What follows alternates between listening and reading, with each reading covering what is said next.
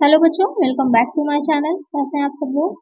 आज की वीडियो में मैं आप लोग के लिए इकोनॉमिक्स ऑफ पब्लिक इंटरप्राइजेस के एमसीक्यू क्वेश्चंस लेके आई हूँ। इससे पहले भी मैंने वीडियोस अपलोड की हुई है, आपने नहीं देखी है तो उसका लिंक मैं डिस्क्रिप्शन में दे दूंगी। एक अलग से प्लेलिस्ट बनी है, आप वहाँ से आसानी से देख सकते हैं, या फिर मैं आई बटन में दे दूंगी, वहाँ से चेक कर लीजिएगा। आज की वीडियो में भी कुछ ऐसे ही आपके नए क्वेश्चन रहेंगे। आइए शुरू करते हैं। तो शुरू करने से पहले जिन बच्चों ने सब्सक्राइब नहीं किया है, सब्सक्राइब कर लीजिए, वीडियो को लाइक कर दीजिएगा और फ्रेंड्स साथ वीडियो को शेयर भी कर दीजिएगा। आइए शुरू करते हैं। फर्स्ट क्वेश्चन है, सार्वजनिक क्षेत्र के उद्यमों को कुछ क्षेत्रों में निवेश और संचालन करना है, निम्नलिखित में से कौन सा इन मुख्य क्षेत्रों में से एक नहीं है।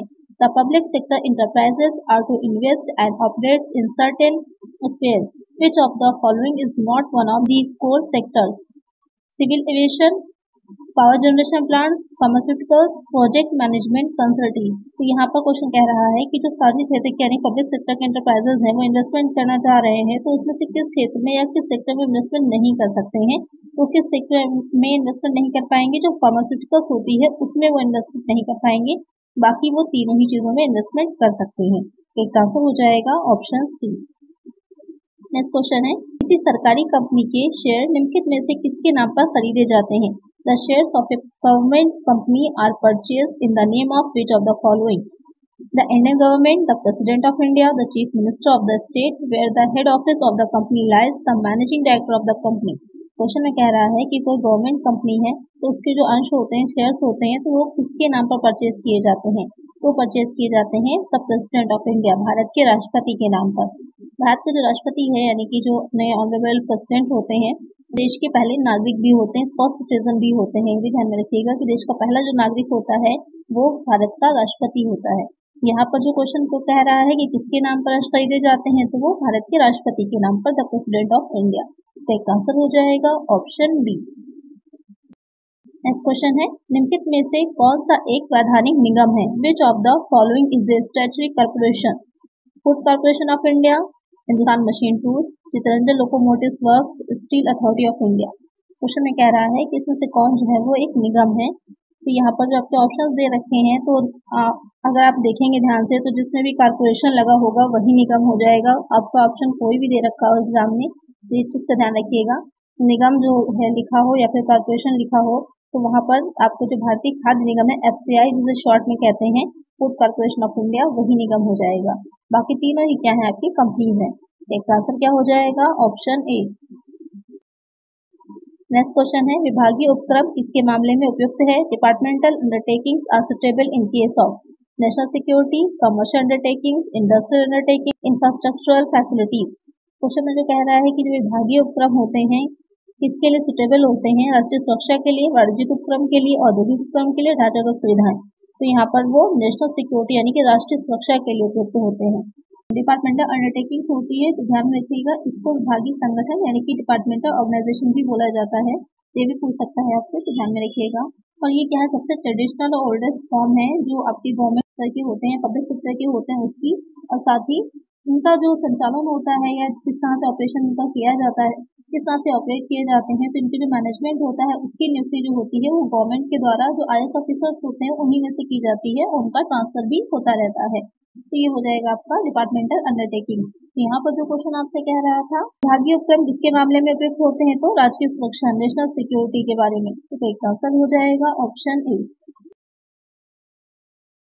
नेक्स्ट क्वेश्चन है, विभागीय उपक्रमों का वित्त पोषण किसके माध्यम से किया जाता है। Departmental undertakings are finance through budgetary allocation, public loan, loans from financial institutions, issue of shares and debentures.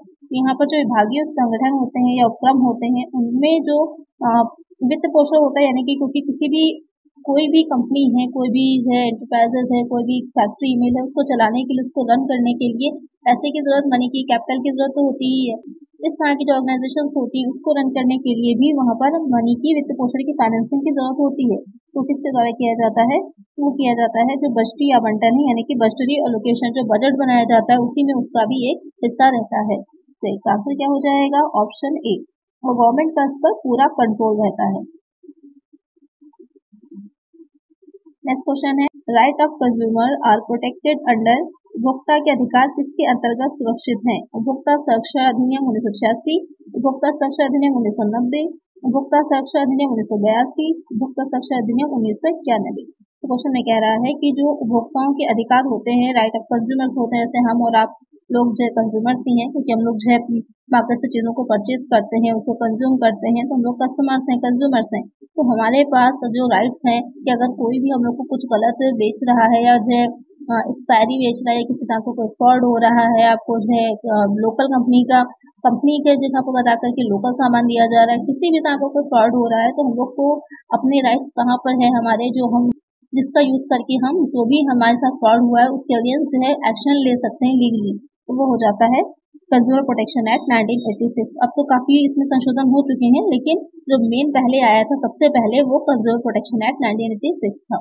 एक आंसर हो जाएगा ऑप्शन ए। नेक्स्ट क्वेश्चन है, निम्नलिखित में से कौन सा सार्वजनिक उद्यम का कार्य है? Which of the following are the functions of public enterprises? Generation of revenue for the government, economic growth, prevention of exploitation, all of the above। तो जो सार्वजनिक उद्यम होते हैं, जो सार्वजनिक पब्लिक इंटरप्राइजेज होते हैं, उनका कार्य जो होता है सरकार के राजस्व का, क्योंकि मैंने पहले ही समझाया था कि दो तरह की आपकी इनकम हो जाती है, एक टैक्स से जो होती है और एक नॉन टैक्स वाली हो जाती है। तो यहाँ पर नॉन टैक्स का एक बहुत बड़ा सोर्स जो होते हैं वो पब्लिक इंटरप्राइजेज भी होते हैं। इकोनॉमिक ग्रोथ करना, क्योंकि जो प्राइवेट सेक्टर में लोग काम कर रहे हैं उनका जो मेन एम होता है अपने लिए ज्यादा से ज्यादा प्रॉफिट कमाना।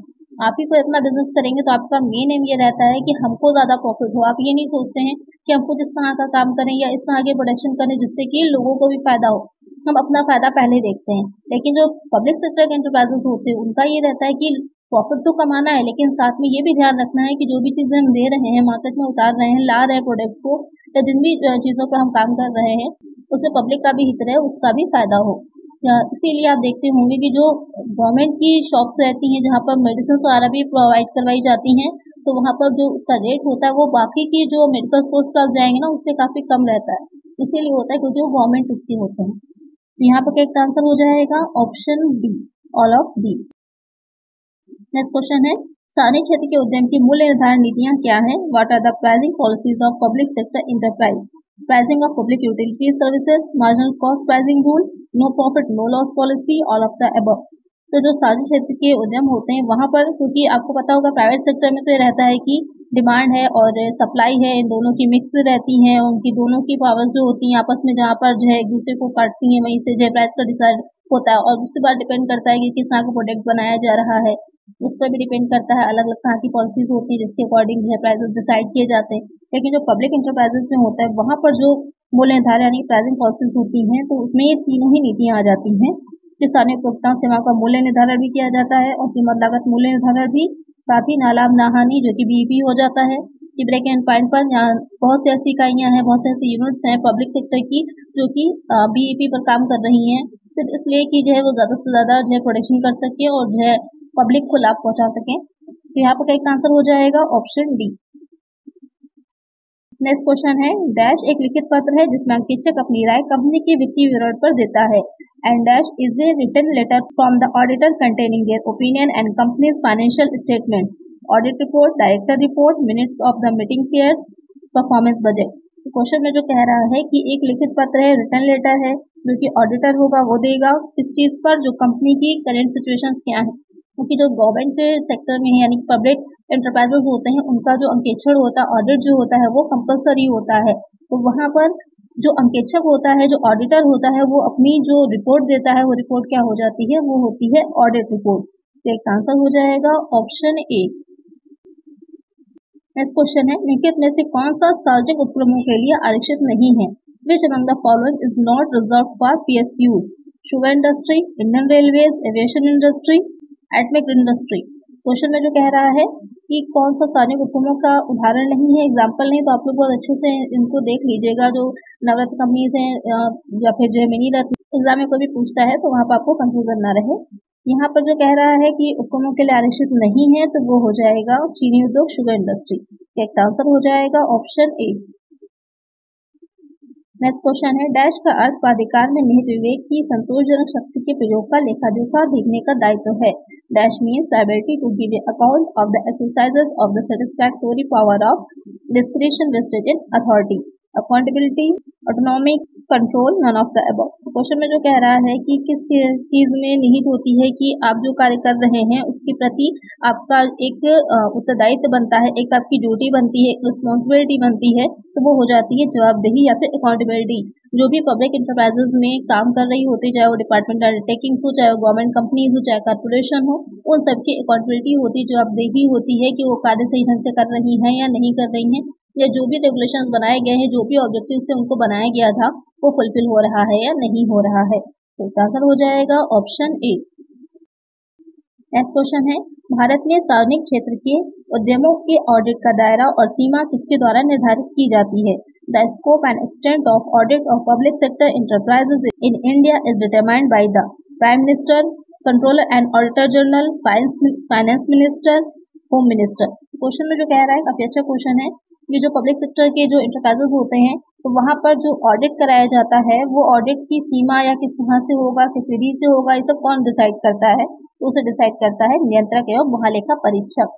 बहुत इंपॉर्टेंट है, ध्यान रखिएगा। तो इसका आंसर हो जाएगा ऑप्शन बी। क्योंकि जो प्राइवेट सेक्टर में होते हैं तो वहाँ पर हम किसी से भी ऑडिट अपना करा सकते हैं, जो भी चार्टर्ड अकाउंटेंट है, लेकिन जो पब्लिक सेक्टर में होती हैं इंटरप्राइजेज, उनका जो ऑडिट होता है वो इन्हीं के ही अंडर में होता है, नियंत्रक एवं महालेखा परीक्षक के। करेक्ट आंसर होगा ऑप्शन बी।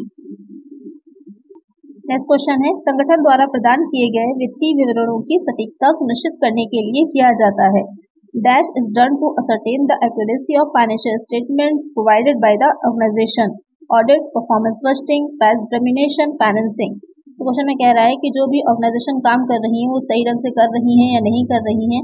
जो भी पब्लिक सेक्टर में होते हैं, क्योंकि जो प्राइवेट सेक्टर में होते हैं, जो निजी कंपनियां हैं, तो वहाँ पर तो बहुत तरह की होती हैं, 1% भी होती हैं, या जो प्राइवेट हैं कंपनीज है, तो वहाँ पे ये रहता है कि जो लोग हैं या पार्टनरशिप हैं या फॉर्म्स हैं वो अपना अकॉर्डिंग ऑडिट कराते हैं, उनका पर्पस भी अलग रहता है। लेकिन यहाँ पर जो पब्लिक इंटरप्राइजेस होते हैं तो उनका ऑडिट जो होता है वो बहुत ही इंपॉर्टेंट होता है, और उसी ऑडिट से ये पता चलता है कि जो ऑर्गेनाइजेशन है वो सही ढंग से काम कर रही है या नहीं कर रही है, उसमें किसी तरह का कोई फ्रॉड या करप्शन तो नहीं हो रहा है।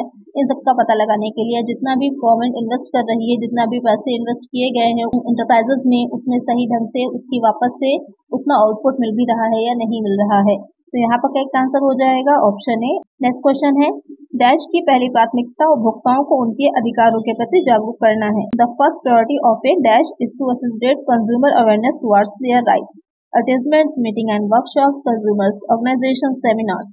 यहाँ पर क्वेश्चन में पूछ रहा है कि किसका फर्स्ट ऑब्जेक्टिव रहता है या उनका फर्स्ट प्रायोरिटी ये रहती है कि जो भी कस्टमर्स हों, कंज्यूमर हैं, उनको उनके अधिकारों, उनके राइट्स के बारे में बताना। तो वो हो जाते हैं जो उपभोक्ता संगठन होते हैं, कंज्यूमर्स ऑर्गेनाइजेशन होते हैं।